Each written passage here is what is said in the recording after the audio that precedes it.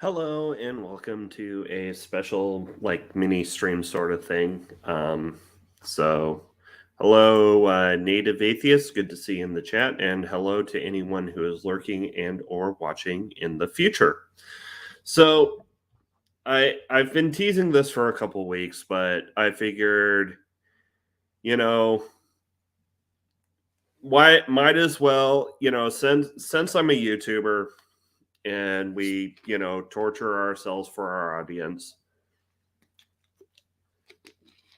might as well do a live reaction to Ben Shapiro's Dune review. Unfortunately, none of the Media Musings crew were available for this, so I'm doing it solo. So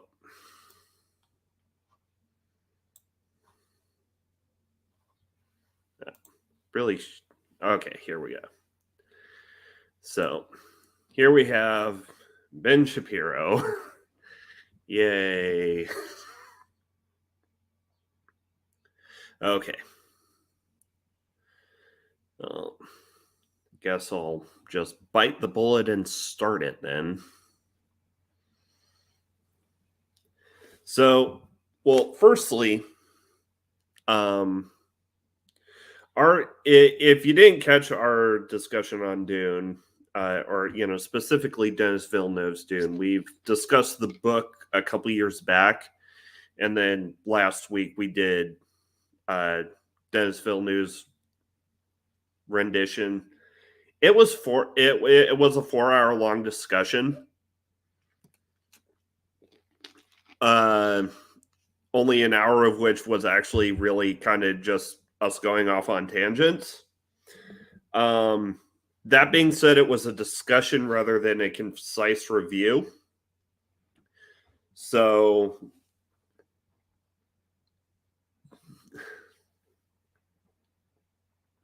let's see what Ben Shapiro has to say in his under 10-minute review. Alrighty, today we are going to be reviewing Dune Part 1. First, this video is brought to you by Ring. Okay, so not sure exactly when this was released, but as far as I recall, this wasn't called. It was just called Dune. The part one was only added after Warner Brothers saw it doing well enough in theaters to greenlight part two. But let's we're just gonna double time through this sponsor read. So let's start off with the fact that this may be the best looking science fiction movie ever. Okay, never mind. He didn't. Okay, he didn't. It didn't go into the. It was edited out. Okay. See, this is what I get for reacting blind, or doing a Twitter poll about reacting blind. So I'm gonna.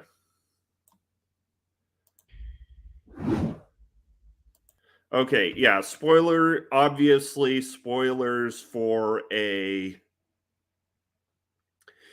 for a 2-year-old movie. Really, and so in my opinion, a review is to tell you whether or not you want to watch a movie in theaters. So if you're doing a movie review, you shouldn't really be putting, plot spoilers in your review. But then again, he's knowing how conservatives tend to, especially religious right-wing conservatives tend to react to media, it is probably looking into what kind of, prediction it like his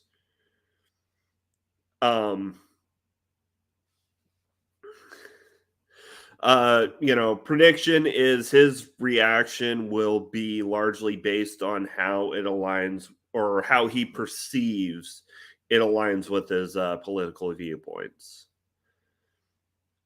And Native Atheist, you should definitely watch Dennis Villeneuve's Dune, especially if you're planning on watching Dune Part 2. Currently, it is very much in the panel's opinion in regards to media musings. The best adaptation of Dune onto the screen that we've gotten yet. So, but anyways, we've got more torture. So let's start off with the fact that this may be the best looking science fiction movie ever. So Denis Villeneuve, who's the director, he makes a great looking product, right? Blade Runner 2049 is a fantastic looking movie. Okay, I haven't seen Blade Runner 2049. Maybe I should, but especially especially since I'd have to agree with Ben Shapiro. It is a very well shot movie. It is, and if you have to, or and the TLDR, aside from like my take on Dune 2021 or Dune Part 1 is, aside from a few nitpicks that I have in thematic terms, which I can see why they made those choices in terms of filmmaking.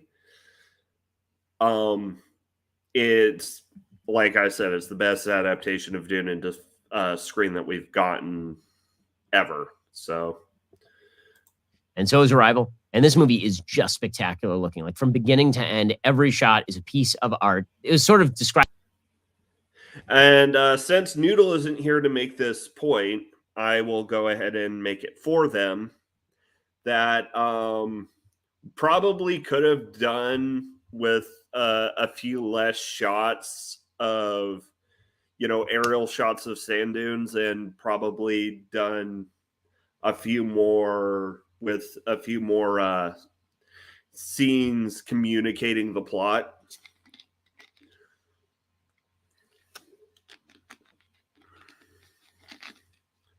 But so far it's pretty vanilla. Described by a lot of folks as David Lean style shots of the desert. That's correct. I mean, it does look like Lawrence of Arabia, which makes sense because the plot is kind of like Lawrence of Arabia. But the colors, because the plot is kind of like Lawrence of Arabia. I mean, you're not exactly wrong, Ben, but you're not exactly right. Like, in the sense that Arrakis, being like, say we're doing a comparison of Lawrence of Arabia and Dune. Like, the only real comparison we have here is that, now I haven't seen Lawrence of Arabia, but I am familiar with the history of, because it's a biography of T.E. Lawrence. So I'm pulling from the, history of the events that are depicted in Lawrence of Arabia. All the only real similarity we have, making Dune an analogy for, Arabia in this comparison is that both are swapped from one oppressive system to a slightly softer colonial system.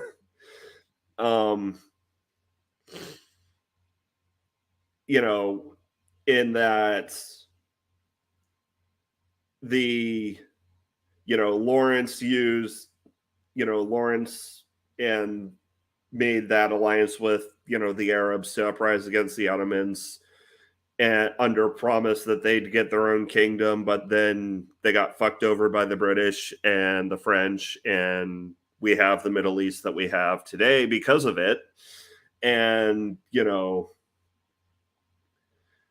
the Harkonnens are lost. Dune was given from the Harkonnens to the Atreides, and the Atreides are, we're planning of a softer, more partnershipy colonial approach, but it doesn't go with the, that doesn't understand the theme that Arrakis itself is a trap for the Atreides, because they were sent there to be wiped out, and then it was just going to go back to the Harkonnens. So that being said, we are still only like 44 seconds into, we're not even a minute into the review. So her scheme is wonderful. Every shot is beautifully constructed. The special effects are great. You see okay.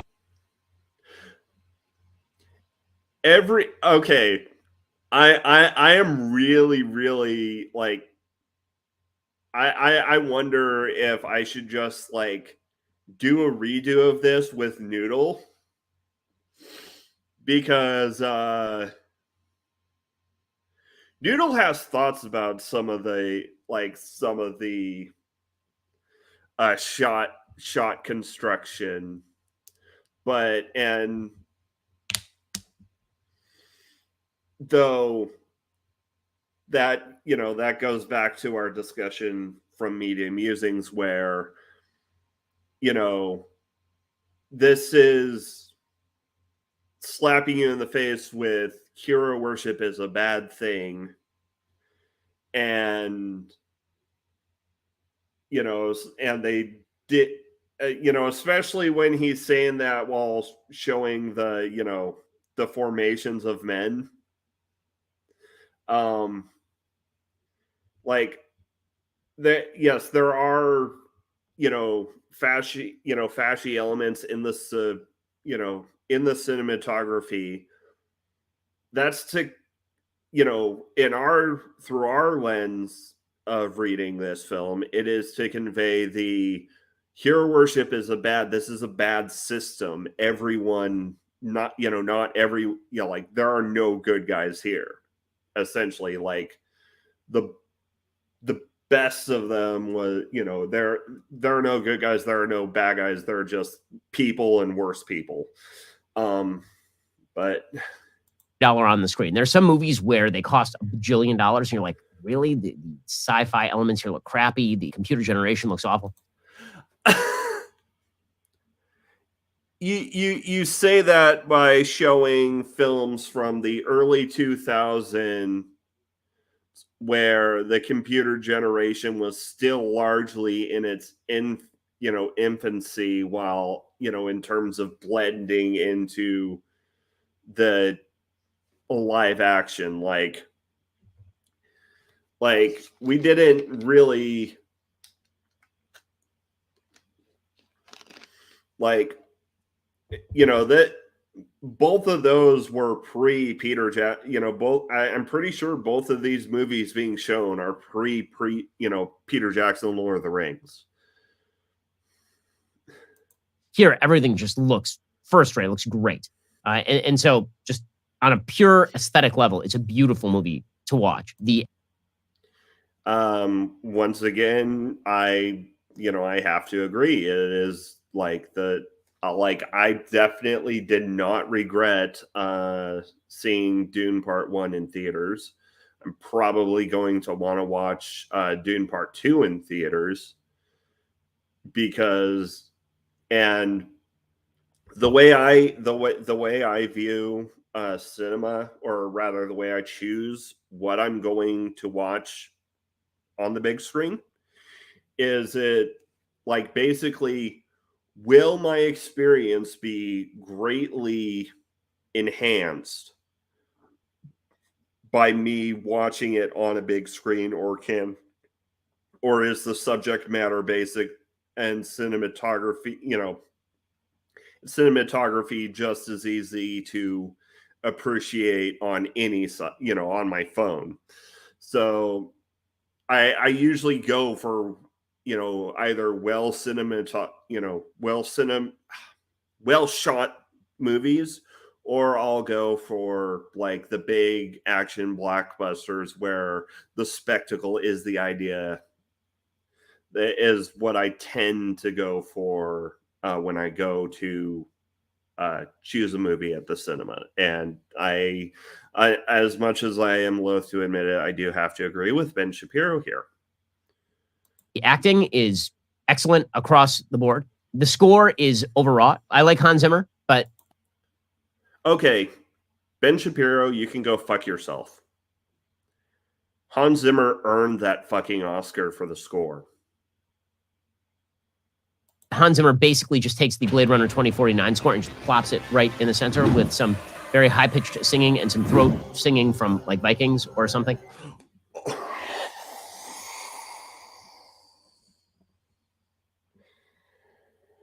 Okay.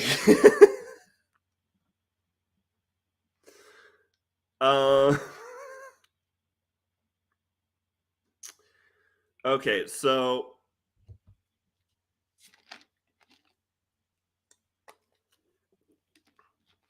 for those of you who haven't watched Dune or haven't listened to the Dune soundtrack, which I both highly recommend,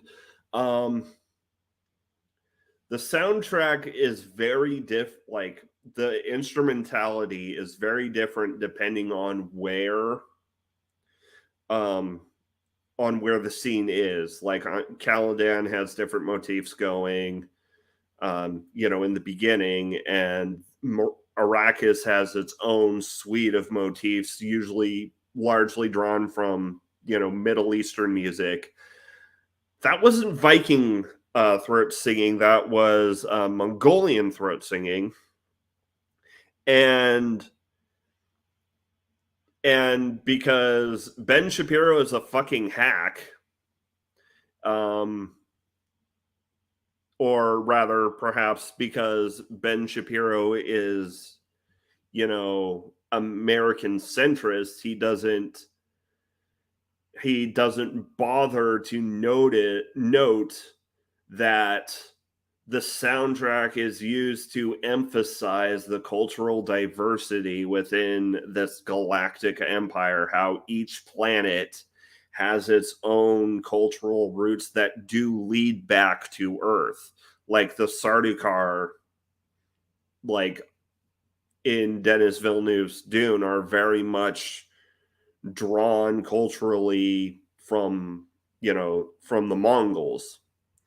And there's a lot of, drawing back to the Middle East for the Fremen, because, as I explained in the Media Musings episode, the Fremen do trace their lineage back, to their, or at least religiously back to, a fusion of Zen Buddhism and Sunni Islam.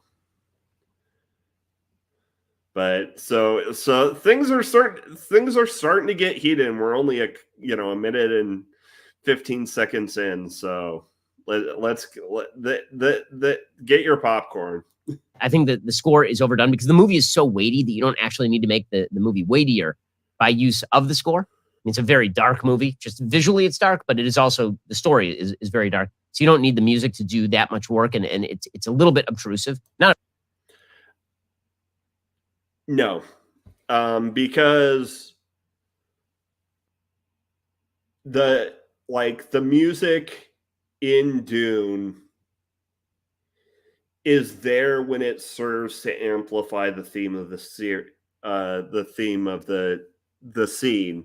Like Dune knows when to be quiet, because in the scene where Stilgar meets with Leto and Atreides, and spits on the floor, and there's that tension as the two cultures are clashing against each other, because Stilgar's giving his body his moisture, but the people from Caladan, which is like Earth, maybe even a little bit wetter than Earth, see that as an insult rather than as the gesture of respect it is on Arrakis, where water is so fucking precious. The reason I bring this scene up is because that's just about dead silent.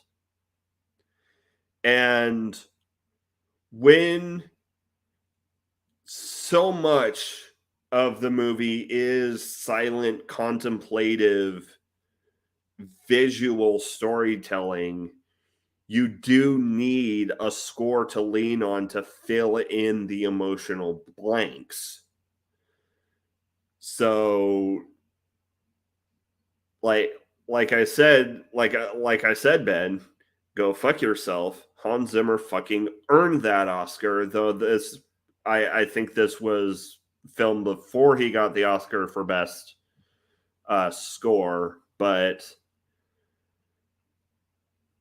still.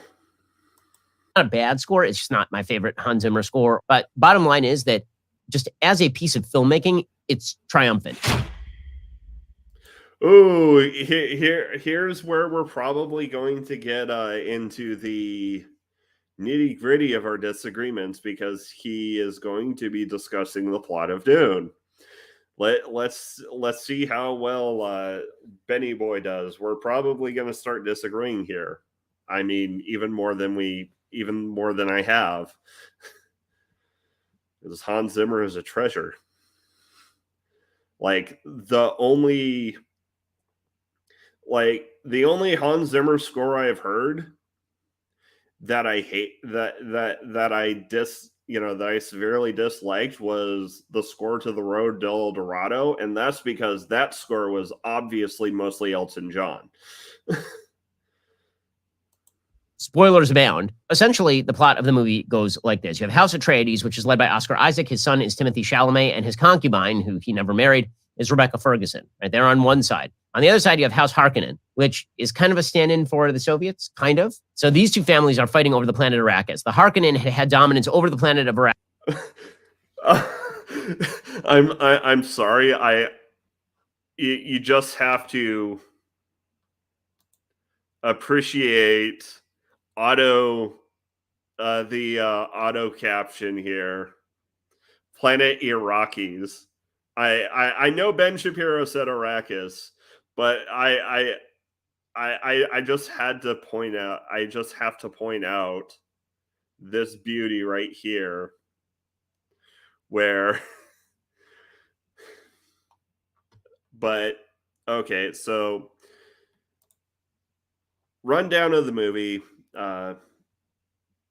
Nothing to comment on so Arrakis for some 80 years. And now that planet has been taken away from them and handed to House Atreides by the Emperor. So you never meet the Empire. You don't know who the Emperor is. What you do know is that he is afraid of House Atreides gaining support and then presumably taking power. So what he does, he sort of puts them on Arrakis. So, and this is because, like I said, this is because Dune is based on the first half of the novel, and we don't really see Emperor Shaddam IV directly until the last half of the latter half of the novel. So we are going to see Shaddam the Fourth in Dune Part 2, and as far as I'm aware, last I read it, it was just a rumor, but there is a chance that Mads Mikkelsen might have been cast as the Emperor. So there's another treat for Noodle there. Arrakis in order to generate what is the most valuable commodity in the universe, which is called spice. Okay, now, spice is essentially the oil of the universe, right? It is this property that allows people to fly for interstellar periods of time. It is also a hallucinogen, and it's holy to the people who live on Arrakis, who are known as the Fremen. The idea here is that House Harkonnen is going to attack. The Empire is going to quietly support House Harkonnen, and the Atreides are going to go down. So there's a lot of ins and outs there. That's a pretty fair summary of Dune. And once again, I'm going to point back to the media musings, but if you don't feel like sitting for 4 hours of, 3 hours of in-depth discussion with a miscellaneous hour or so of random tangents, the spices only really like oil in terms of like its importance to the infrastructure of the Empire itself. It is very much a chemical compound that enhances the human brain, which also happens to trigger hallucinations, because I can talk, I swear. And it does, and thus, obviously it does have a religious significance to the local culture, the Fremen, similar to, say, ayahuasca or peyote. There, you meet a lot of different characters. You meet the Fremen leaders, one of whom is played by Javier Bardem, who's actually pretty terrific. You have Jason Momoa, who plays sort of the military go-between, who knows the Fremen and is able to act as a broker between the Fremen and House Atreides. The character's name is Duncan Idaho, which is, again, very sci-fi. Yeah. Once again, actually still no real disagreement. It's just pretty much just a fairly straightforward overview of the plot. And of course, Duncan Idaho is a stupid name. It is also probably the whitest name that you can white. Zendaya is in it, but doesn't say anything. She's just in a lot of sort of cutaway prophecy shots. Meanwhile, actually, Chani does have lines near the end of the movie, Ben. Chani, not only does Chani almost get the drop on Paul Atreides, but she's the one who, hands him the knife that he uses to fight Jamis, and explains the significance of it in her Fremen way. So that's just that's a did you even watch the movie, Ben? From me.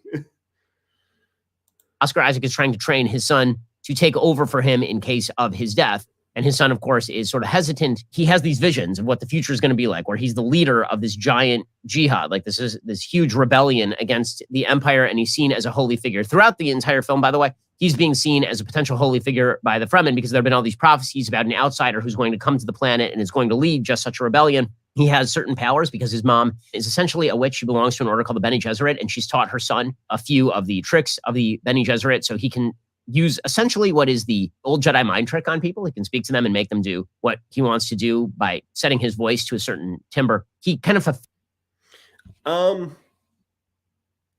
very, very, very, very surface level, very, very. I'm still gonna say that's a fair synopsis if you're talking to someone who doesn't know Dune. If you're so.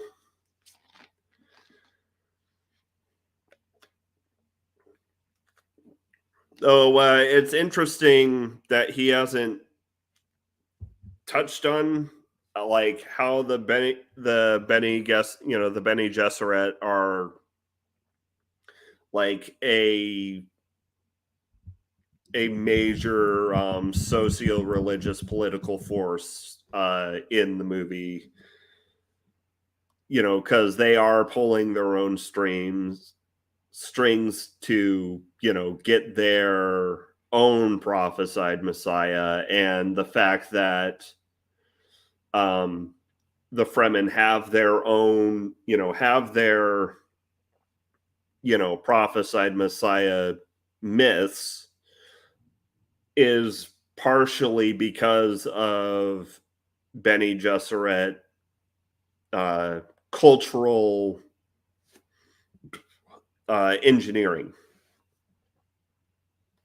Fills the basic notion of what this messianic figure on the planet is supposed to be. Oscar Isaac's plan is that he's going to get to the planet and he's going to make common cause with the Fremen. They're going to allow him to mine the spice that they need, and he's going to basically leave them alone. And there's a pretty intense scene where there is a sand trawler that is picking up the spice and mining the spice, and it's attacked by one of the sandworms.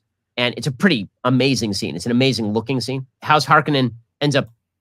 So, on Duke Leto's plan with the Fremen, I won't fault Den too much because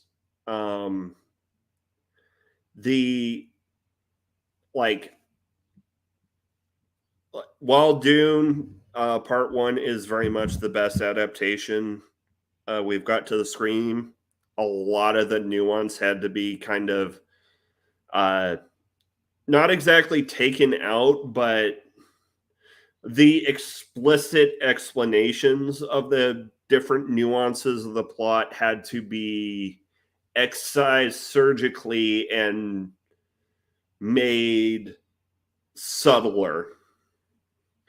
And I don't exactly blame him for not picking up on the fact that Leto was planning on making an alliance with the Fremen and using them as a recruitment pool in his fight against the Harkonnens and to further prosper his own house. Because it's very much in lines that at first glance seem like just filler lines, and like in the way the film is shot. Like, for instance, the last shot of the movie is you see in the distance a Fremen is riding a sandworm, and Paul Atreides, played by Timothy Chalamet, says desert power. And Leto, which is a callback to Leto in the beginning of the film, going on and on about how they need to cultivate desert power on Arrakis, and we get hints in his discussions with Duncan Idaho and Thufir Hawat, the soldier played by Jason Momoa, and the more portly Mentat, like advisor figure, that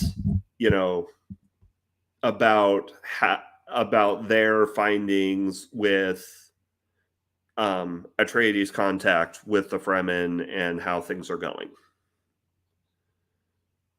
Attacking Arrakis, the giant, pretty spectacular looking battle ensues. The House of Atreides goes down. Oscar Isaac is captured. He is killed, but not before he poisons the head of House Harkonnen with poison that is hidden in his tooth.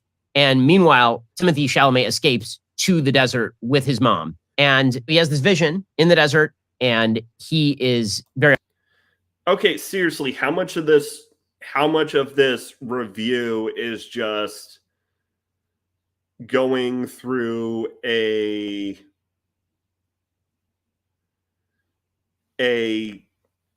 just going through a basic surface level synopsis on the film? Like I put up spoiler warnings because we're doing, actual in-depth discussions of the film. You're doing a review. You're doing a what's good about the movie, why you should watch it in theaters or why you shouldn't watch it in theaters, in your opinion, Ben. You don't need to just give out the entire plot of the movie.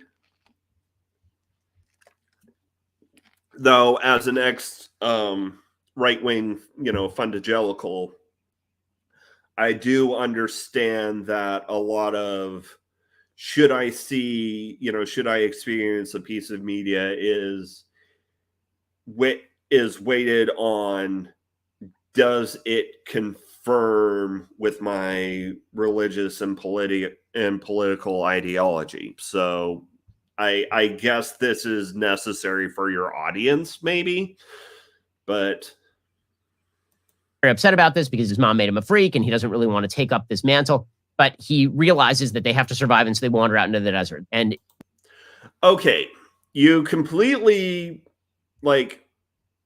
you completely misunderstood that scene, Ben. Like, he's freaking out because he doesn't want essentially a galaxy-wide genocidal holy war to burst out from Arrakis with him as as the vortex of the storm.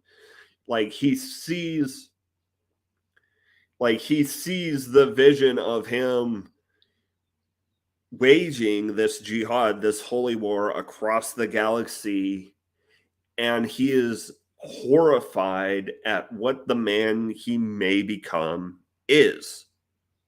And that's what's that's what the source of his trauma is. Yes, he says, to his mother that, that she made him a freak, and he tells, and he uses the voice on her to, get her to back off. But it's largely a trauma response.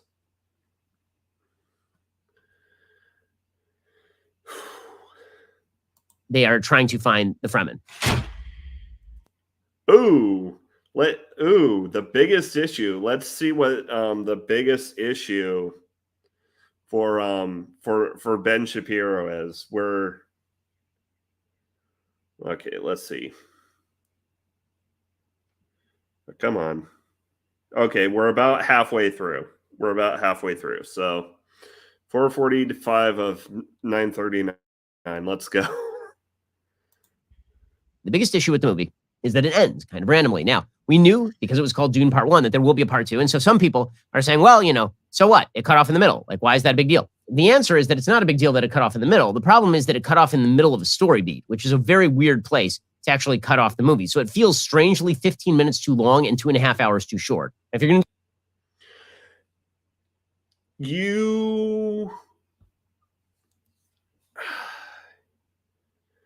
I'm not going to exactly fault Ben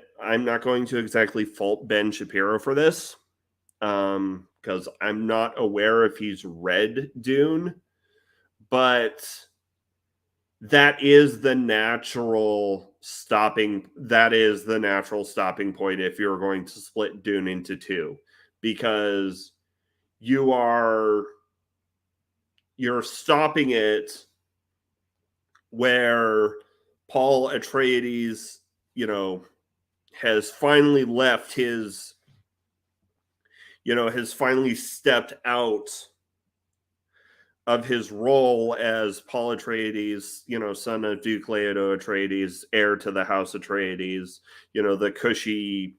He's done with his former life. His life has finally ended in that sense. And now, as we enter into part 2 of Dune, we are going to watch him become Paul Muad'Dib, and enter into a new life where he joins the Fremen Society. Stopping that there, especially stopping it with him seeing, the Fremen on the Sandworm and, saying desert power, brings the plan, calls back to the beginning where, Duke Leto is saying we need to cultivate desert power, and brings the movie full circle.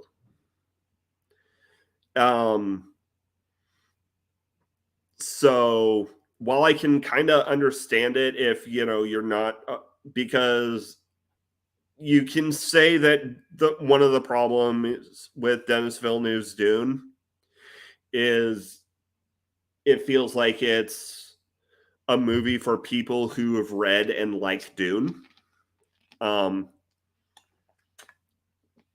But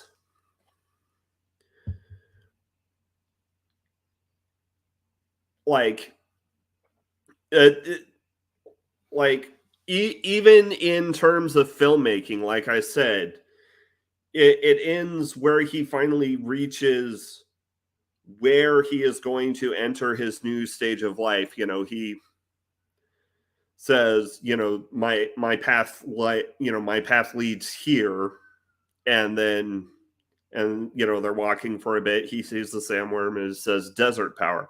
So thus it's ending this stage of Paul's journey and bringing Leto's vision, full circle.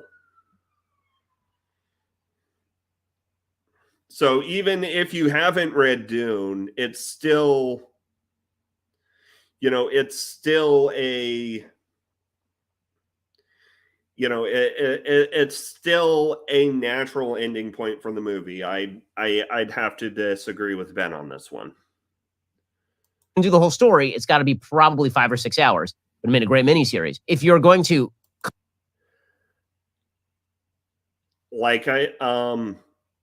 I honestly, Dune would probably be best as, say, a Game of Thrones-esque miniseries, but that's because of how much politicking and, political background machinations had to be either de-emphasized or cut out in the adaptation to film. In the film format, this is probably the best that is able to be done with Dune. And Dune has had a very rocky adaptation reputation because of how dense, how massive and dense the text is, with all its world building and all its political machinations. This is very much Game of Thrones, A Song of Ice and Fire.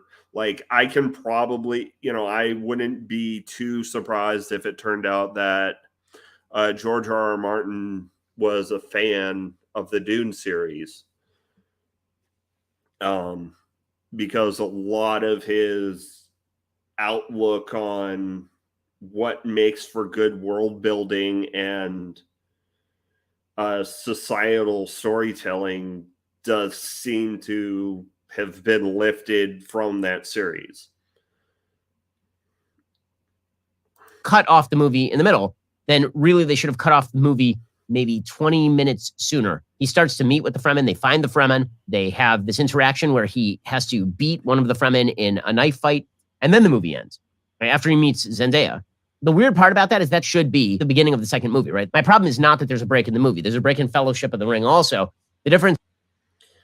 There isn't a break in the Fellowship of the Ring. There's a break in the Lord of the Rings, because the Lord of the Rings was such a beast of a book that Tolkien's publisher made him break it into a trilogy. And when Peter Jackson adapted the movie,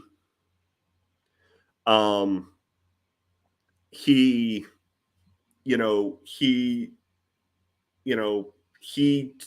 essentially did a movie per book. He did a movie for the Fellowship of the Ring. He did a movie for the Two Towers. He did a movie for the Return of the King. But like what you're, the more apt comparison would be, here would be either comparing it to the Hobbit trilogy, or to, say Deathly Hallows Part 1 and 2. Arguably, you could probably say that another good comparison would be to Pirates of the Caribbean 2 and 3, because those are obviously two halves of one massive movie. Like, just thematically and plot-wise, Dead Man's Chest flows straight into World's End. Now, compared to how The Hobbit was split up, personally, I think The Hobbit should have been two movies. Like, they should have, left the unexpected journey the way it was. That was about a good halfway stopping point. And then made the other half, just there and back again, and just mashed up, essentially cut out the extraneous elf bits. And, The Hobbit should have been a two-parter, in my opinion. But so, where we have The Hobbit, where the end of an unexpected journey is very much a natural stopping point. Though there are a lot of natural stopping points in The Hobbit, because the chapters are very episodic. But, once again, anything deeper than a barely surface level skim, and you'll see that Dune ends at a good stopping point. But perhaps, perhaps Ben Shapiro only thinks that, brain power when consuming media should only be reserved for, trying to find wokeness, or trying to twist it to match your, conservative, fundamentalist conservative outlooks, because that's what I did when I was a fundie. Is that Fellowship of the Ring concludes at one point, and right before they start the next point, that's when the movie stops, right? It stops after Boromir is killed, and they're about to enter into the jagged wasteland, and they're about to meet Gollum, right? What would have been weird in Fellowship is if Frodo and Sam had left the riverbank, gone up and met Gollum, and then as soon as they meet Gollum, that's when you stop the movie. That would be strange, right? That's what Dune does. It would have been better to me if they're in the desert, he gets out, they're searching for the Fremen, but things are as desperate as they can be because his dad is dead and because Harkonnen has taken over the planet, and that's sort of where things break. Instead, they break, I think, in the wrong place. My problem isn't the break. My problem is that the break is in the wrong place. Alrighty, we'll get to more on Dune in just 1 second. First, let me remind you. So I cannot, I cannot emphasize more how much I disagree with this. This is actually surprisingly tame for my first Ben Shapiro response. But I keep my home protected with Ring. I care a lot about home safety because, frankly, a lot of people know who I am. I want to make sure that my family is safe, make sure that my home is safe, particularly when I'm out of town. With my Ring alarm security system, I'm much more ease when I'm on the road or away from home. My Ring alarm equals peace of mind. Ring alarm is a powerful, affordable, whole home security system you can easily install yourself. It works seamlessly with other Ring products in one simple app. It's the perfect way to start that Ring experience. Keep an eye on every corner of your house with indoor and outdoor cams to see what's happening directly from your phone. And it is super easy to install it. Nothing to see here. Just Chipmunk Shapiro trying to tell us to put police state video cams on our doorbells. Yourself. I am no tech whiz, but even I can install the Ring alarm myself. Protect your home anytime from anywhere with Ring alarm. Go to ring.com/Ben for a special offer on a Ring alarm security kits today. You can build a system that is right for your home, have it up and running in just minutes. That's ring.com/Ben. Ring.com/Ben. Not only does it allow me to keep tabs on what's going on in my house when I'm not at my house, also when I'm at my house and I just lose track of one of the kids I pop up that Ring app and I can find exactly where they are. That is super useful. Ring.com/Ben. Again, ring.com/Ben. As for the feel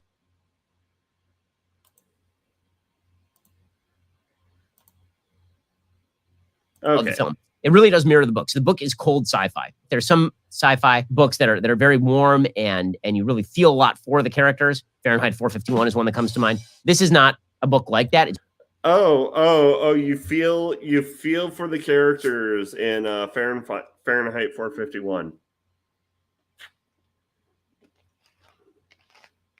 So you're empathizing with the book burner.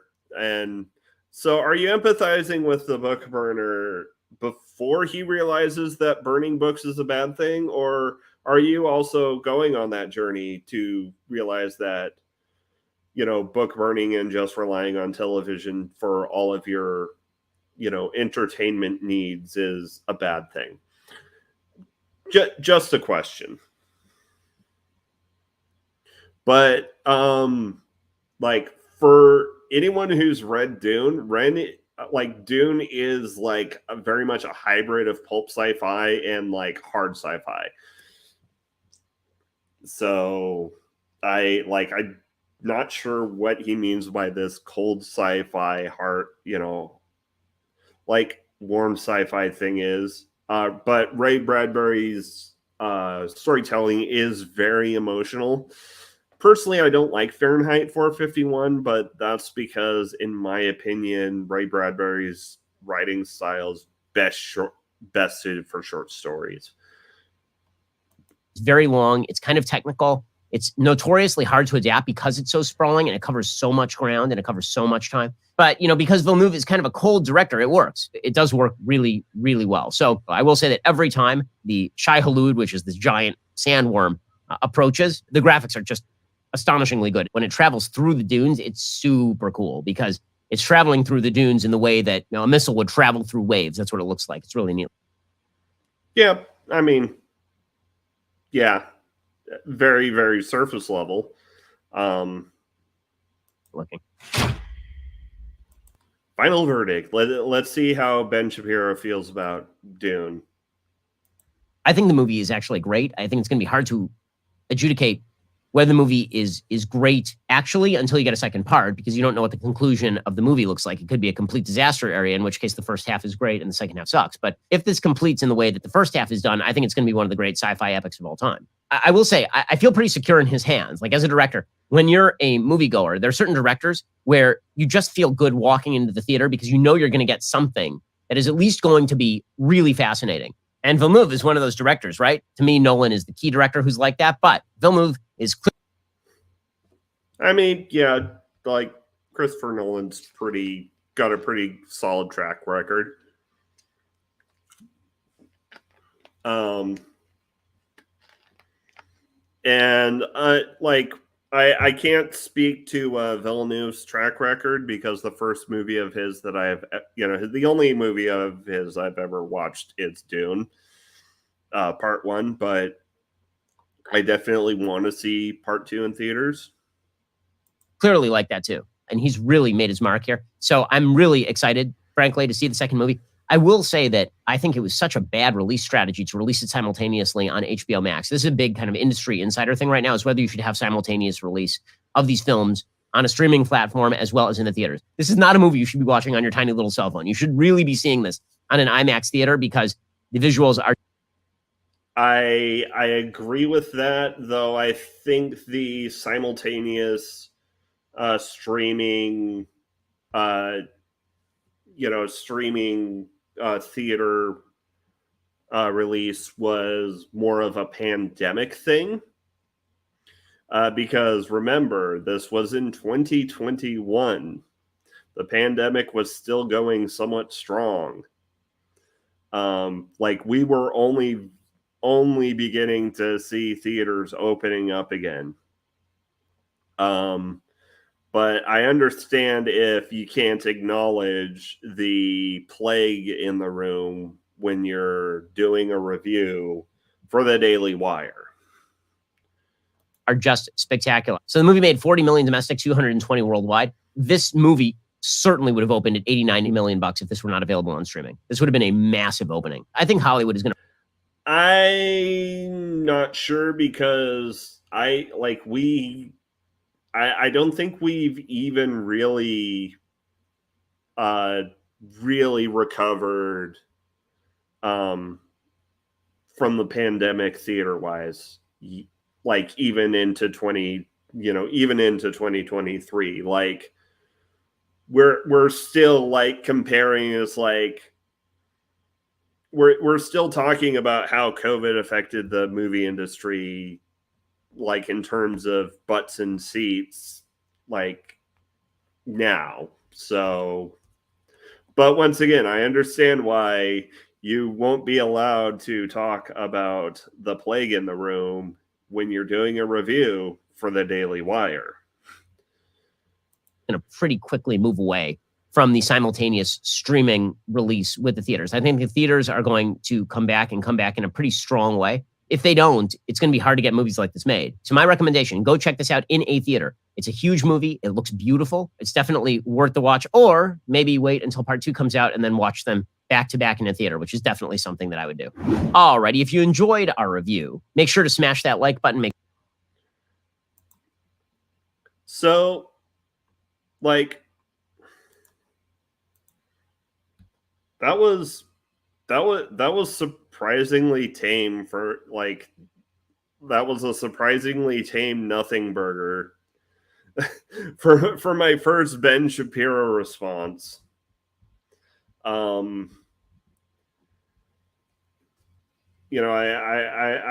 was kind of hoping that he'd get into a little bit of woke bashing, but I mean, he kind of did that with his not understanding the different parts of the score, but really, it's just like it really feels like Ben Shapiro like treated Dune as a popcorn movie, and Dune's a bit too cerebral to be just a popcorn movie. And it took me an hour to get through a 9-minute video. So if I was going to have time, I was going to take a look at, you know what? Yeah, it's not enough time. If I did, if it didn't take too long, I was going to do a quick look at Focus on the Family's plugged in review for Dune, but 10-minute video took an hour to respond and react to, and that was even blitzing through the Ring ad. So tomorrow, Media Musings, we're doing Raiders of the Lost Ark as an algorithm sacrifice to the release of Indiana Jones and the Dial of Destiny. Be there, be square. Be there or be square. And remember, indoctrination is a hell of a drug.